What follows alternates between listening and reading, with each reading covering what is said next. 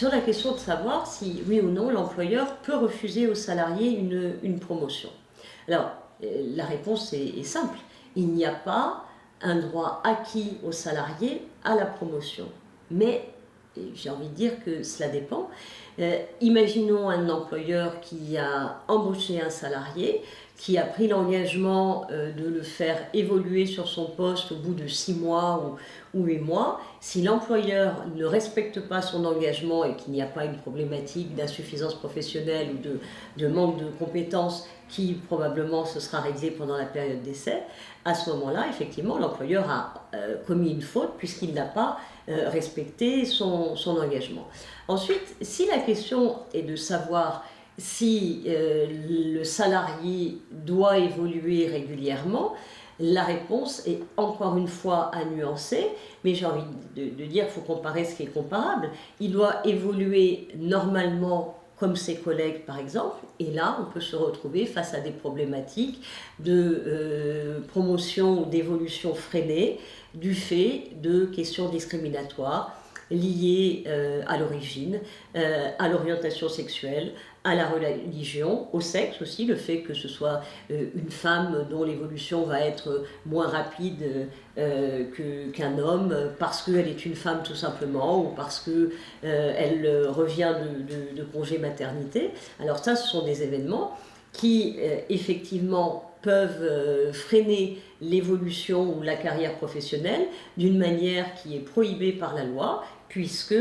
discriminatoire. On a aussi évidemment des carrières qui sont bloquées du fait de l'exercice de mandats. J'ai en tête un salarié en particulier embauché, je crois, depuis 1977 ou 1978 dans l'entreprise, qui a évolué de manière parfaitement normale, en tout cas comparable à ses collègues, jusqu'à 1990, date à laquelle il a commencé à exercer des mandats. Et là, sa carrière n'a plus jamais décollé et ça a été récemment, ce qui veut dire qu'il avait quand même vécu 20 ans de blocage de carrière. Ça a été reconnu par la Cour d'appel qui a condamné assez lourdement, je dois dire, l'employeur pour discrimination syndicale.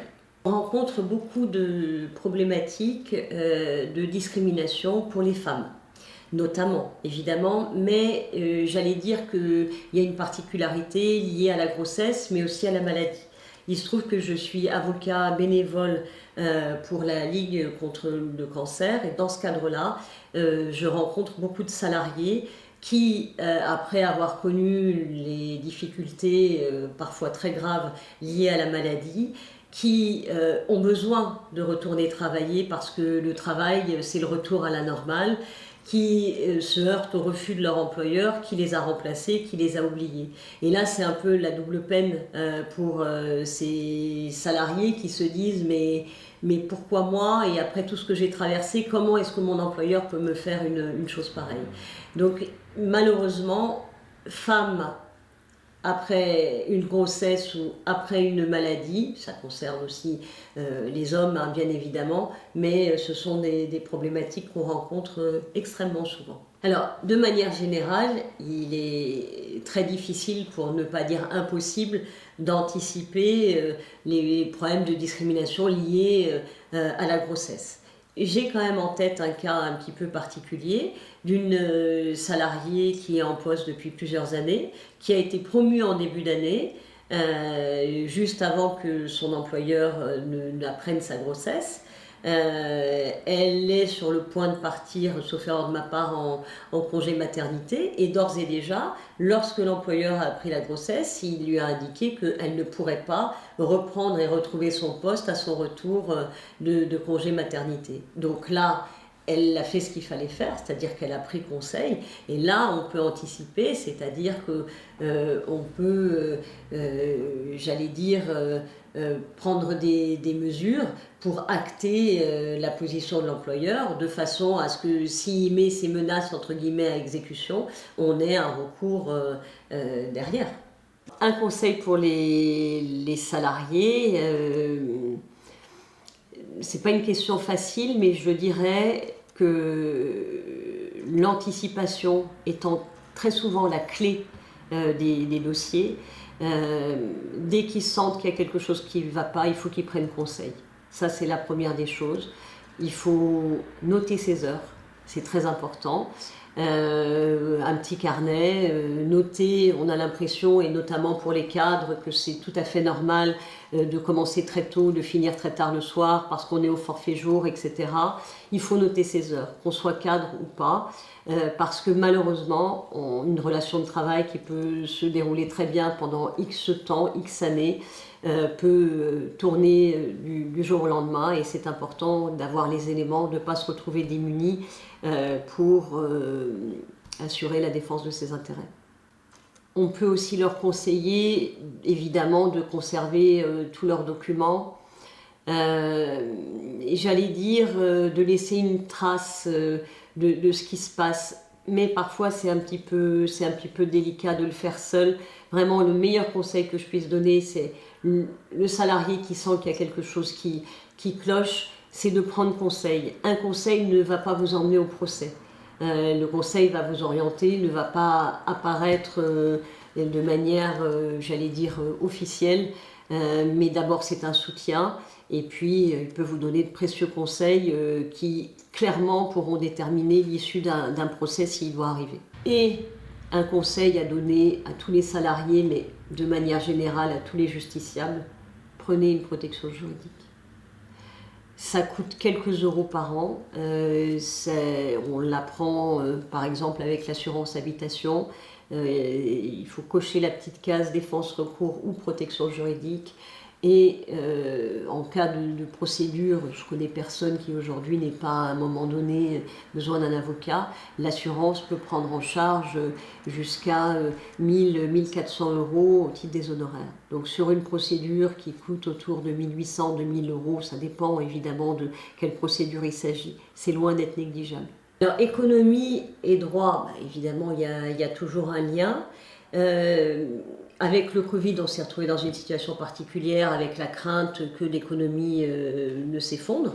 L'État a été là pour soutenir les entreprises qui ont poursuivi leur activité, et ça a évité des licenciements en masse. Et je dois dire qu'on n'a pas constaté d'inflation des licenciements. En revanche, on a été très occupé par les problématiques de chômage partiel et de fraude, notamment au chômage partiel, parce que vous avez beaucoup de salariés qui ont continué à travailler tout à fait normalement, mais n'étaient plus payés par l'employeur, mais par l'État. Voilà. Donc, on a eu ces problématiques-là. Maintenant, on entend beaucoup parler de baisse de chiffres des entreprises qui devraient se retrouver en difficulté, et on peut le comprendre puisque les aides s'arrêtent, puisqu'il faut rembourser les prêts garantis par l'État, donc ça va constituer un certain changement. On va voir l'impact sur l'emploi. En tout cas, d'aucuns prédisent une augmentation sensible des procédures collectives.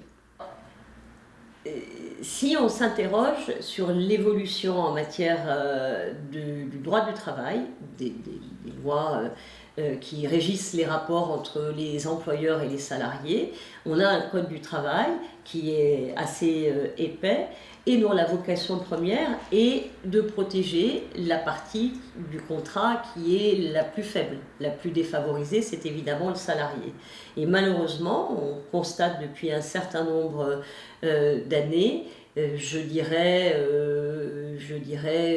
bien 7-8 ans, que le code du travail en faveur du salarié s'amenuise de manière un petit peu inquiétante. Alors c'est absolument incontestable parce que c'est un constat qui est partagé aussi bien par les praticiens en droit du travail côté employeur que salariés. On a des exemples extrêmement nombreux, qu'il s'agisse des barèmes Macron qui sont ceux applicables en cas de licenciement, mais aussi la législation sur la médecine du travail, la négociation collective et les élus. Enfin, les exemples sont très nombreux. Donc très clairement, si la question est-ce que le droit du travail va dans le bon sens, je vous répondrai, cela dépend pour qui, en tout cas pas dans le sens des salariés.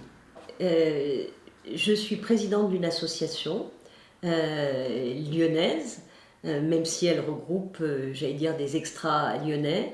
Elle s'appelle l'Association des défenseurs de la justice, tout un programme, et elle regroupe des professionnels du droit, pour l'essentiel magistrats, greffiers et avocats. C'est une association dont l'objet est de défendre et de promouvoir toute action en faveur de la justice.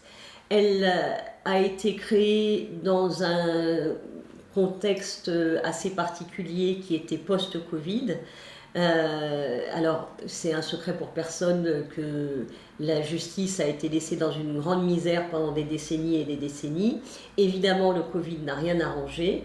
Et on s'est retrouvé avec des délais encore plus catastrophiques et encore plus longs qu'avant. C'est-à-dire que pour juger un licenciement, on est passé de 4-5 ans à 7-8 ans, ce qui est devenu absolument intenable. Et c'est comme ça qu'est née l'idée de regrouper toutes les professions judiciaires qui, j'allais dire, œuvrent toutes pour le même objectif, c'est-à-dire le justiciable, l'intérêt du justiciable. Donc on s'est réunis et on a intenté un premier procès à l'État, c'est un procès qui est en cours actuellement, pour demander tout simplement à l'État, enfin, que l'État soit condamné à allouer à la justice un budget comparable à nos homologues européens.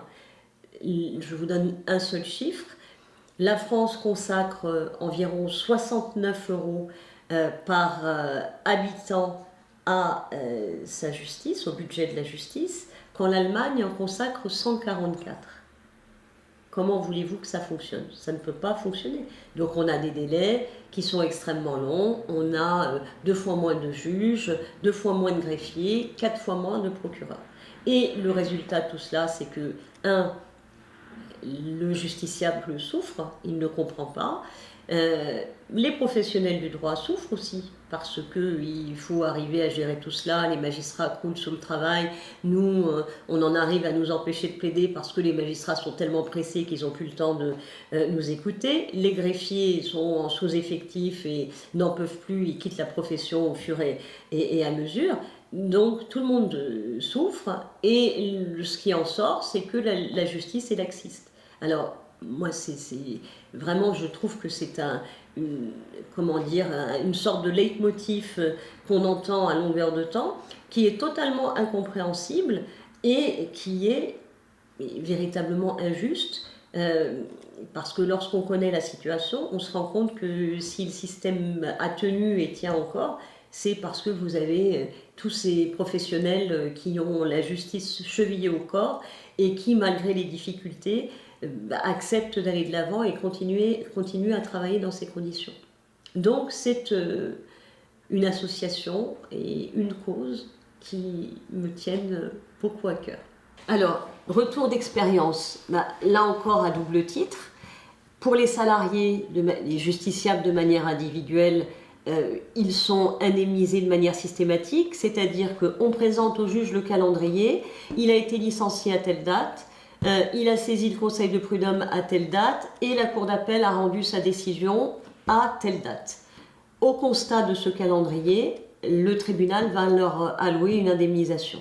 Alors, deuxième retour d'expérience concernant spécifiquement l'association des défenseurs de la justice. On a eu une première victoire judiciaire puisque l'État a soulevé l'irrecevabilité de l'action de l'association qui, c'est important de le dire, est soutenu par l'Ordre des avocats du barreau de Lyon, l'Ordre des avocats du barreau de Villefranche et également le syndicat des avocats de France. Donc l'État a soulevé l'irrecevabilité de leur action et l'argument a été écarté par les premiers juges qui ont décidé que le dossier devait bel et bien être jugé, qu'il n'y avait pas à ce stade de moyens d'irrecevabilité. Donc c'est une première victoire dont on est très satisfait et qui nous encourage à poursuivre.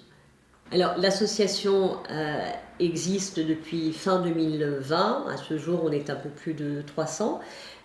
Pour y adhérer et pour en être membre, il faut avoir la qualité de professionnel du droit, donc magistrat, greffier, avocat, huissier, notaire. On a même 2 défenseurs des droits. Il se trouve que je suis membre du Conseil de l'Ordre du barreau de Lyon et présidente de la commission accès au droit du barreau qui a la charge importante de gérer l'accès au droit pour tous. Alors il s'agit des consultations gratuites, de l'aide juridictionnelle, des permanences pénales, que ce soit instruction, que ce soit garde à vue, etc., de manière à ce que chacun, quelle que soit sa situation et quels que soient ses moyens, puisse avoir accès au droit et à la justice. On a actuellement au sein de l'ordre des avocats un projet qui est important, qui avait été initié par l'ancienne vice-bâtonnière Joëlle Forest-Chalvin, qui tenait beaucoup à ce projet, qui consiste à former des avocats en langue des signes. C'est un projet qui a été repris par la bâtonnière actuelle Marie-Joseph Laurent, et qui devrait voir le jour très bientôt, puisque les avocats vont commencer à être formés en langue des signes. Je trouve le projet évidemment essentiel et il répond, j'allais dire, au droit pour chacun d'être défendu et d'avoir un avocat. Et de la même manière qu'un justiciable va être seul dans mon bureau et va me confier ce qu'il souhaite me confier sans que personne l'entende, il n'est pas normal qu'une personne malentendante doive systématiquement être accompagnée pour pouvoir confier ce qu'il a envie de confier à son avocat. Donc on espère former un certain nombre de confrères à la langue des signes parce que c'est absolument essentiel et que ça fait partie de l'accès au droit, tout simplement. Ce qui me passionne dans la vie. Alors, si je vous dis la justice, vous allez trouver que c'est de circonstance, mais pourtant c'est vrai. La justice, les livres, les mots, et puis la vie. Alors, je pense que tout ça forme un ensemble très cohérent. Ce n'est pas du tout pour l'anecdote, mais je crois que, j'allais dire, j'ai toujours voulu exercer ce métier. Alors, plutôt depuis que j'ai l'âge de 10 ans, mais à partir du moment où j'ai décidé que je serais avocat, je ne me suis jamais posé de questions. Et bon, voilà, j'allais dire tracer mon parcours. Je suis née dans la région parisienne, j'ai fait mon droit à Paris 12. Je suis venue à Lyon l'année où j'ai préparé le concours à ce qu'on appelait l'entrée au CRFPA, Centre régional de formation professionnelle des avocats. J'y suis entrée en 99 et le 15 décembre 2000, j'ai prêté serment. Ensuite, j'ai exercé dans 2 cabinets avant de créer mon propre cabinet, 2 cabinets dans lesquels j'ai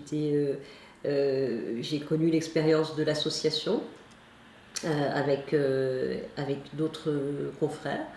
Et puis aujourd'hui, j'exerce dans cette structure avec mon associé, avec laquelle je travaille depuis 15 ans pour mon plus grand bonheur. Comment on peut me définir, me décrire? Je pense comme une personne entière. Je ne peux pas faire quelque chose qui est contraire à mes convictions. J'ai beaucoup de mal avec la contrainte. Et je ne peux pas faire grand-chose sans passion. Alors une petite anecdote me vient, on va dire, une espièglerie. Si je puis dire, il se trouve que j'ai rencontré le ministre de la Justice, Éric Dupond-Moretti, au mois de juillet dernier au Palais de Justice. Il venait à Lyon pour inaugurer un nouveau dispositif. C'était totalement par hasard, hein. Je ne savais pas le matin où je suis allée au Palais que j'allais le rencontrer, et je lui ai posé quelques questions qui manifestement l'ont gêné. Alors ce n'était pas du tout l'objectif, mais je voulais discuter avec lui des moyens de la justice, du budget consacré par l'État à la justice et on est obligé dans ces cas-là de le mettre face aux chiffres qui sont quand même pas très contestables.